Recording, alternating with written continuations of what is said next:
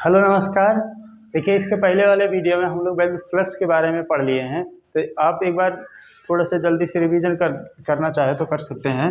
वैद्युत फ्लक्स के बारे में पढ़े थे। वैद्युत फ्लक्स का होता है कि अगर एक समान वैद्युत क्षेत्र है, ठीक है, एक समान वैद्युत क्षेत्र है और इस एक समान वैद्युत क्षेत्र में कोई रास्ते में अगर पृष्ठ आ रहा है इसके बीच में, तो इस पृष्ठ से जितना वैद्युत क्षेत्र रेखाएं निकलेंगे उसको बोलेंगे वैद्युत फ्लक्स। तो इसके लिए हम सूत्र भी निकाले थे, फाई बराबर कितना आया था, ई ए कास थीटा। ये कास्ट थीटा इसके पहले वाले वीडियो में कैसे आया था, इसको कब लंबवत रखे थे, कब इसको 0 डिग्री पे रखे थे, पृष्ठ किस तरह से रखे थे, उसको आप पीछे वाले वीडियो से देख के समझ सकते हैं। अब इसके आगे ही हम लोग पढ़ेंगे इस वैद्युत फ्लक्स के आगे वैद्युत फ्लक्स से ही संबंधित एक प्रमेय है, उसको बोलते हैं गॉस का प्रमेय। आप एनसीईआरटी में देखेंगे तो उसको गॉस का प्रमेय भी लिखा होगा, तो दोनों एक ही है। तो गॉस का प्रमेय हम लोग पढ़ेंगे। तो गॉस का प्रमेय जो है वैद्युत फ्लक्स से ही संबंधित है। वैद्युत फ्लक्स का मान कितना होता है ई निकाल के बताए थे गॉस। तो इसलिए इनका प्रमेय हमको पढ़ना बहुत इंपॉर्टेंट हो जाता है, क्योंकि आगे इनके नियम से बहुत सारे अनुप्रयोग या फिर बहुत सारे हम लोग इसी के नियम से वैद्युत क्षेत्र की तीव्रता की गणना भी करेंगे।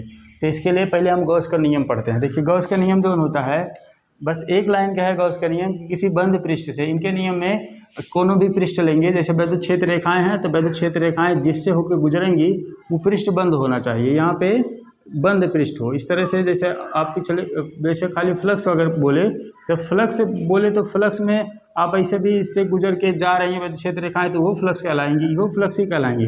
लेकिन पृष्ठ जो है वो बंद होना चाहिए, यानी कि 3D इमेज रहेगा तभी तो बंद रहेगा।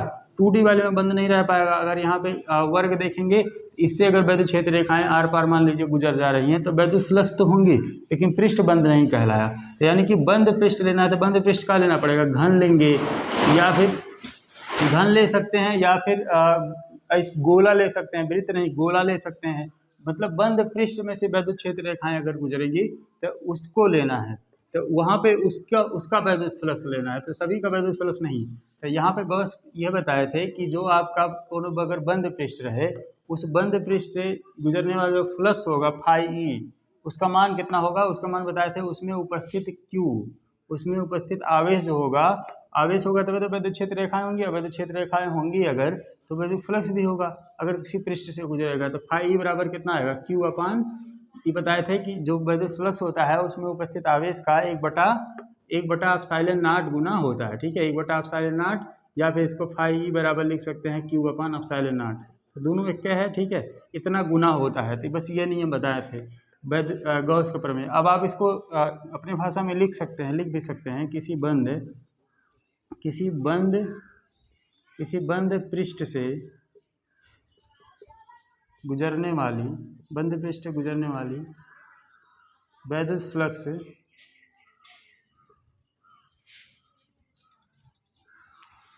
फ्लक्स उसमें उपस्थित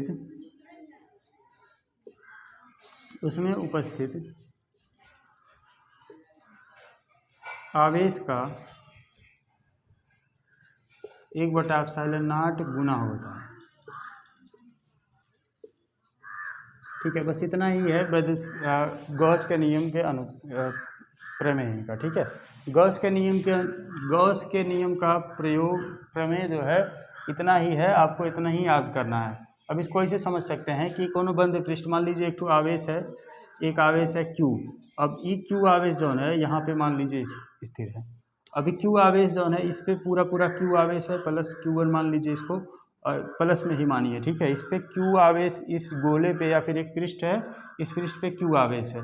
अब एक दूसरा पृष्ठ इसी के ऊपर रख देते हैं यहाँ पे, तो इस पे भी मान लीजिए, इस पे क्यू माने थे तो पे Q2 मान लीजिए, एक और मान सकते हैं तो इसको Q3 मान लीजिए। तो इस तरह से बहुत सारा बना सकते हैं। तो अगर आपसे पूछा जाए कि इस पे कितना फ्लक्स होगा, इसमें कितना फ्लक्स होगा, इसमें कितना फ्लक्स होगा, या फिर इसमें कितना फ्लक्स होगा, अगर फ्लक्स का मान पूछे तो आप बता सकते हैं इनके नियम से। फ्लक्स का मान आप गॉस के प्रमेय से बता सकते हैं कि किसी बंद पृष्ठ से गुजरने वाला, मतलब पृष्ठ का हो बंद हो, तो हम बंद पृष्ठ सभी को बनाएं, बंद पृष्ठ से गुजरने वाला, अगर मान लीजिए ये वाला पृष्ठ हो बंद, ऐसे बंद पृष्ठ से गुजरने वाला का वैद्युत फ्लक्स, इस बंद से गुजरने वाला वैद्युत फ्लक्स उसमें इस पृष्ठ में उपस्थित आवेश का आवेश कितना है, क्यू है, तो क्यू का 1/ε0 गुना होता है। तो देखिए इसके नियम, इनके नियम से इसका अगर हमको विद्युत फ्लक्स बताना हो किसी का भी, चाहे इसका बताना हो, चाहे इसका बताना हो, चाहे इसका, तो इसके लिए हम फाई ई बराबर लगा देंगे, फाई बराबर लगा देंगे, नीचे ε0 होगा 1 नीचे हमेशा ε0 होगा। अब यहाँ पे ये पूछे आपसे कि यहाँ पे बताइए इससे गुजरने वाला विद्युत फ्लक्स बताइए इस Q1 से, तो इसके अंदर कोई आवेश है, कोनो आवेश नहीं है, तो इसलिए आवेश कितना हो जाएगा, 0। तो Q का मान कितना है, 0, तो जब 0 आया तो इसका मान भी 0 आ गया, तो फाई का मान जो आएगा फाई E1 बोल सकते हैं, तो इसका मान कितना है, 0। अगर यहाँ पे दूसरा देख लीजिए, अगर यहाँ पे इसके Q2 का मान, Q2 पे यहाँ से इस वाले वृत्त से अगर विद्युत फ्लक्स निकालें, यहाँ पे मान लीजिए विद्युत फ्लक्स कितना है, फाई E2 Q2 था इसलिए फाई E2, और फाई E2 बराबर कितना हो जाएगा, 1/ε0, और Q2 का मान कितना हो जाएगा, यहाँ पे Q2 का मान हो जाएगा जो इसके अंदर Q2 है, Q2 के अंदर जो आवेश होगा उस आवेश का मान यहाँ पे लिखेंगे, Q होता है तो इसके अंदर कितना आवेश है, Q1, तो यहाँ पे अंदर आवेश Q1, तो Q1 हो जाएगा, तो यहाँ पे गुणा कर सकते हैं Q1 का, यानी कि फाई E2 बराबर कितना आया, Q1 है तो Q1 लिख दीजिए, Q1/ε0, ठीक है, इतना मान इसका है। अब दूसरे तरीके से देख सकते हैं, अगला देख सकते हैं, अगर Q3 का मान निकालना है मान लीजिए, तो फाई E3 में निकालना है तो आपको Q अपान का होता है ε0, और Q का मान इसमें जितना भी फ्लक्स का मान अगर निकालना है तो इसके अंदर कितना आवेश है, Q1 और Q2, ठीक है, ये पूरा आवेश है, पूरा एक पृष्ठ है, और पृष्ठ से गुजर के जाने वाली विद्युत क्षेत्र रेखाएं जो होंगी वो तो फ्लक्स कहलाएंगी, और विद्युत क्षेत्र रेखाएं किसके कारण है, Q1 और Q2 के कारण। यहाँ पे Q1 और प्लस Q2 और बटा ε0, ये जो मान होगा, ये वाला मान ही विद्युत फ्लक्स कहलाएगा, ठीक है, विद्युत फ्लक्स का मान हो जाएगा Q1 Q2 प्लस ε0। यहाँ से गौस इतना यह बात बताए थे कि छोटी से, कि अगर किसी बंद पृष्ठ से गुजरने वाला विद्युत फ्लक्स उसमें उपस्थित आवेश का 1/ε0 गुना है, तो फिर आप इससे ε0 या फिर यहाँ पे विद्युत फ्लक्स का मान आराम से बता सकते हैं। तो इस प्रमेय को हम सिद्ध भी करके देख लेते हैं, आप अच्छे से समझ गए होंगे इसको अगर ध्यान से देखे होंगे पूरा, अगर नहीं समझ में आया तो एक बार फिर से रिपीट करके देखिए तो एकदम बढ़िया से समझ में आ जाएगा। पहले एक चित्र बनाएंगे, माना एक गोला है, ठीक है, एक गोला बनाएंगे, वृत्त नहीं है, गोला है। अभी गोला है अगर मान लीजिए, तो गोले के ऊपर वाला सतह, छोटा सा सतह मान लीजिए DA, ठीक है, इसका एरिया कितना मान रहे हैं, DA, और पूरा एरिया कितना है, पूरा एरिया A मान लीजिए, पूरा का एरिया A है।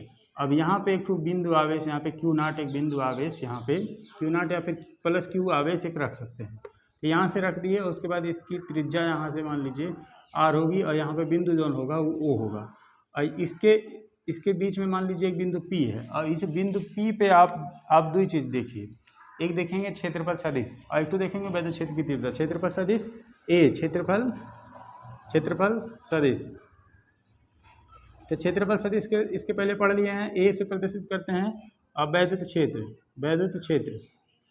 क्षेत्र को E से प्रदर्शित करते हैं।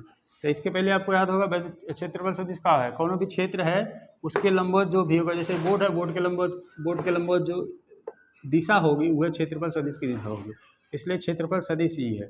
तो क्षेत्रफल सदिश की दिशा यहाँ पे ए देखिए, और ई विद्युत क्षेत्र की तीव्रता देखिए इस बिंदु P पे, यहाँ से देख सकते हैं चाहे तो देखेंगे, यहाँ पे मान लीजिए, यहाँ पे ई आपका वृत्त नहीं गोला है, तो अगर गोला है तो एक गोले के बिंदु Q से यहाँ से सीधे विद्युत क्षेत्र की तीव्रता अगर देखा जाए तो लंबवत निकल के जाएगी, और ऐसे सीधे निकल के जाएगी, ठीक है। अगर ये गोला मान लीजिए इस तरह से रहे, अब इस यहाँ से विद्युत क्षेत्र रेखा निकलेंगे और सीधे होके इसके पार चल जाएंगे।